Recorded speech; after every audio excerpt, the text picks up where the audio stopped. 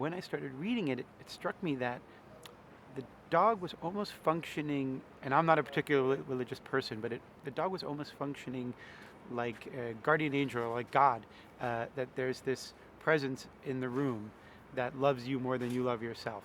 And that was probably the thing on the emotional front that really grabbed me.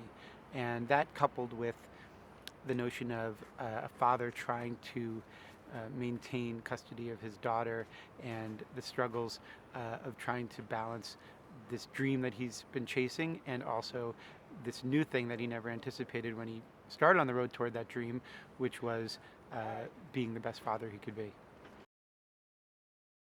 It is a story about a person who's an athlete who's pursuing this very, very, very difficult dream, which is to race at the highest level. And he already is coming from a place where he's not the youngest person out there. He hasn't been given a lot of privilege. In the film, we see a window into how much economics does play a role in the sport, the opportunities you get or don't get if you can't afford to race. And so he's already doing this difficult thing, and he winds up falling in love and starting a family. And there's a story there, right? There's a very compelling story. But what the book does so brilliantly, and what hopefully the film will do as well, is it decides to tell the story from the point of view of his dog. One of the things that drew me most to the challenge of adapting this was that it has this fundamental rule, and I became really a stickler about it. When other people would suggest scenes, I would remind them of this rule, which is that we are not privy to anything that Enzo wouldn't be privy to.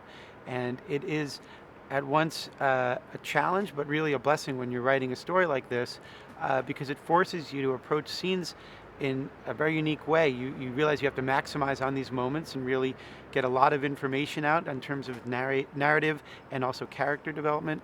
But it also makes you step back sometimes and think about the stuff you're not seeing. And it's just a very unique way of telling a story.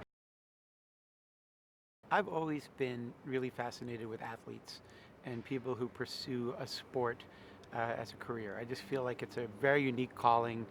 It requires an immense amount of belief in oneself and a willingness to gamble on your future in a way that most people don't have the courage to do. And so that's where I started with Denny. And then I think there's also, he's so not arrogant. You know, it's interesting in the book, and in the film too, he has a tendency to sort of lay out his philosophy a lot, but it's never condescending, it's never didactic, it's always in the service. You almost get the sense that he himself is still trying to navigate the world, and I think it's part of why Enzo is so drawn to him and why they're such a good pair, is they're both on this journey. Nobody feels they've arrived anywhere. I've never worked on a film like this where it's paced this way. It's funny, I'll look at the dailies sometimes and it's like some scenes are like 3 lines of dialogue and it's going to be a little Enzo voiceover and then it's a year later or something. It does function like memory because the movie is told from Enzo's recollection of everything that's happened. Memory moves in this way where you get very, very micro in certain moments and then you fly through other moments. And some things come into relief that are seemingly unimportant at the time, and other massive moments you blow by. And the reason we're able to do that in this film is that Enzo's only privy to certain moments because he's a dog. Milo's approach to the character has been really fascinating for me. You know, when you work on a screenplay, you don't cast it in your head, but a voice sort of just emerges, and you hope that whoever they cast is sort of hearing that same voice. And when Milo came in and we had our first rehearsals, it was that thing that you pray for when you're a writer, which is that it's an echo of that voice you've been hearing, but it's an amplification of it and sort of taking it to a place that starts to become very realistic and plausible.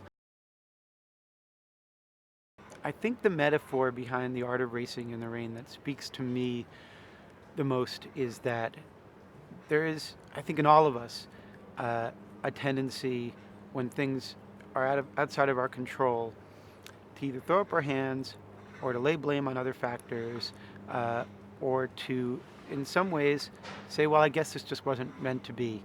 And I think the lesson that Enzo learns over the course of the story, that Denny has sort of internalized but is still struggling to abide by because he's getting thrown so many obstacles, is that ultimately the rain is only what you let it be, and to what extent can you apply your own will and take a situation that is out of your control and bring it around to where you want it to ultimately go.